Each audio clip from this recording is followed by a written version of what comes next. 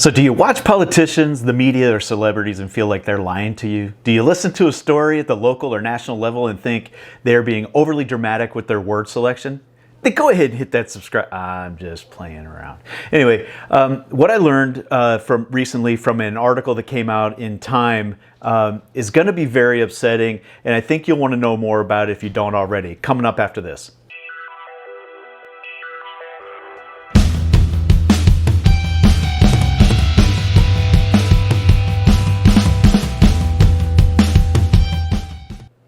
All right, guys, I'm back. So a couple of days ago, an article came out in Time by an author called Molly Ball. And Molly Ball is a Time national political correspondent. Previously, she covers U.S. politics for The Atlantic and Politico and worked for newspapers like Nevada and Cambodia.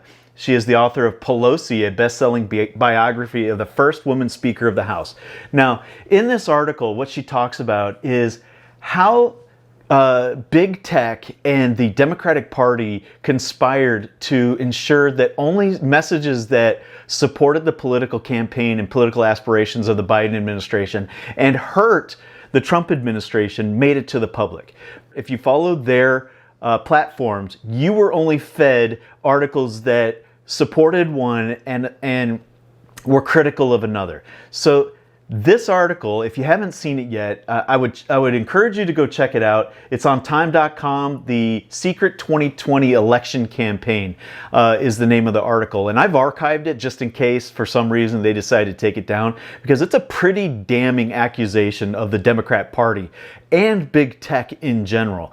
Now, there's a YouTuber I follow. His name is Viva Fry, and Viva Fry is a Canadian lawyer, but he has a strong interest in U.S. policy and politics. And if you haven't checked him out yet, I'll link him, but I'll also put a link in the description below for his page. I would encourage you to go watch this video. He breaks it down page by page and pretty much paragraph by paragraph, analyzing and looking at the hidden message that is pretty obvious in the article when you read it, that Big Tech and the Democratic campaign conspired to get the Democrats elected so that they wouldn't have to endure 4 more years of Trump. That's a very damning accusation. And I think it should piss off everybody who reads it. If you love freedom, even if you're a Democrat, it should piss you off that you're being manipulated, that the product of the Big Tech is being used to control how you think about different things. If we didn't have a First Amendment, we would never have the opportunity to push boundaries of social norms and have things like blacks integrated into schools or gays being allowed to get married. Because of the First Amendment, we were allowed to push those ideas and try to convince people over time that their ideas were, if they had the opposite idea that segregation was good or gay marriage was bad, that you could convince them through logic and passion and try to appeal to their common sense. But if you're only living in a bubble, and the majority at the time, say 50s America or 40s America, lived in a bubble and was able to shut down the opposition from ever being able to communicate, what kind of world would we be living in right now? Well, that's exactly what the Democrats are doing through our social media platforms. Now, if you're like me, you look at these social media platforms and you say, these guys are, these are international corporations. They don't share American values. They don't appreciate the First and Second Amendments. They don't appreciate the Fourth and Fifth Amendments. They operate in the United States, but they don't share the values of an American citizen. They share the values of a global enterprise. And through that global enterprise, they will give your data up. They will allow the government to purchase your data without a court order. They will manipulate the algorithms so you can't find topics that you're interested in to understand more. You want to test that theory? Go look up something controversial. Now, I did this experiment. I was interested in understanding more about who the Proud Boys were, because the Proud Boys had gotten a lot of national press, and I didn't really understand who they were. And so doing a quick Google search, what do you find? You find a lot of Southern Poverty Law Center talking about the Proud Boys. If you go to DuckDuckGo, it bypasses Google, and you can go and search out who the Proud Boys are and find out they have a website, and you can go read their about information. But if you go try to find that on Chrome or just do a Google search for the Proud Boys website, you're going to find a million articles about their racist beliefs, their homophobic beliefs, their anti-feminist beliefs, and nothing about who they are, who they espouse to be, just what other people have labeled them to be.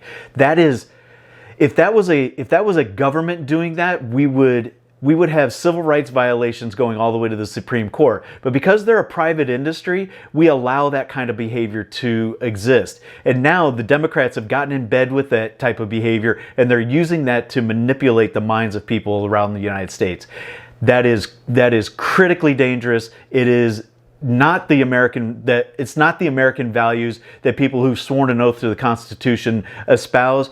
And if you're like me, you grew up in the military, around military, or you grew up with the values of the Constitution, you swore an oath to it, you don't have to agree with everything that someone says, but by God, you would sacrifice your life to preserve their right to be able to say it.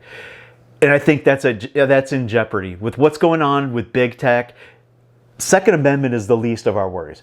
The soul of this country is at stake, and these big tech corporations need to be held accountable. They need to be broken up. They need something to happen, and I don't know if the people that are in office right now are the people that are capable of even attempting to do that. You know, you look at the people that are running this country, the representatives that would stand on the floor of the House of Representatives, bawling their eyes out because they were scared because citizens didn't go through metal detectors before they came into the Capitol. I think that's obnoxious. I think these people need to be called out for who they are. I am very worried that the media is so far corrupted, so far gone, that we're never going to be able to know. I mean, that's where conspiracies come from. They come from a lack of factual evidence and factual information being presented. And I think we've gotten to that point. We may never be able to come back from this. But you know, I ask you, what do you think we can do? Are there other platforms? I'm on MeWe. I was on Parler. I've gotten off of Facebook 100%. I'm on Rumble. I'm on BitChute. I'm trying to get the message out. I know Discord is out there.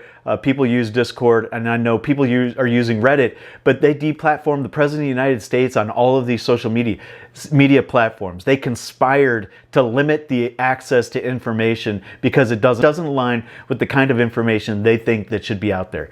So tell me in the comments section, guys, what are you doing to try to hold these people accountable? What are you doing to get messages out? And how are you sharing information around big tech so big tech doesn't control everything that you see and hear? With that, guys, I'm going to wrap this one up. Go check out Viva Frei if you haven't. He does a really good analysis of that Time article. It's a really interesting read, and I think that everybody should be worried by what comes out in that article. And let me know in the comments sections if you have any opinions on that. With that, that's it for this one. If you like this video, please give it a thumbs up. If you haven't subscribed yet, please consider doing so. Follow me on my other social media sites. I'm on Instagram. I'm on MeWe. I'm on Reddit. I'm not on Facebook. I'm on Instagram, but I'm on also BitChute.com and Rumble.com. You can see my videos there. And until next time, guys, take care, and I'll see you later. Bye-bye.